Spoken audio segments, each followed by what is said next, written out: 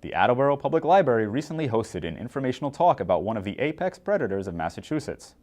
Laura Conlee of the Massachusetts Division of Fisheries and Wildlife presented the packed audience with information on coyotes. She described how to prevent human interaction with coyotes and help dispel some of the common misconceptions about them. Coyotes were actually a Great Plains species historically. So they really lived. So my name is Laura Conlee. I work for the Massachusetts Division of Fisheries and Wildlife, and I'm the fur bear and black bear project leader. So I manage the state's 14 fur bear species, one of those being coyotes.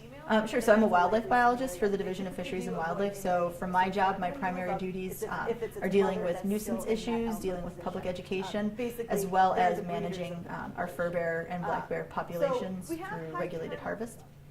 So the request came in from the Garden Club to talk about coyotes. Coyotes actually are one of our popular discussion topics. When towns see them quite a bit, you tend to have a lot of people that are inexperienced with them, curious about it, and from the turnout here, you could tell that that's the case here in Attleboro. So I'm at the field headquarters office for the Division of Fisheries and Wildlife out of Westboro. We actually have 5 district offices. We have a Southeast District office that's in Bourne, and I think that's which district this place falls in. So we have a hunting season and a trapping season for a variety of different fur bear species. So for species that are common and abundant, their populations can handle a harvest.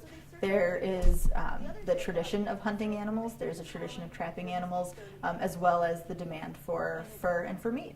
Our agency gives a variety of different educational talks. I tend to give one a month, if not a little bit less than that, but I'm just one biologist out of many, so we actually have quite a few people that go out to various towns, community groups, things like that. I often respond to communities that have issues, so I've done talks in response to a dog being attacked or frequent coyote sightings and that type of thing. So I go out quite a bit.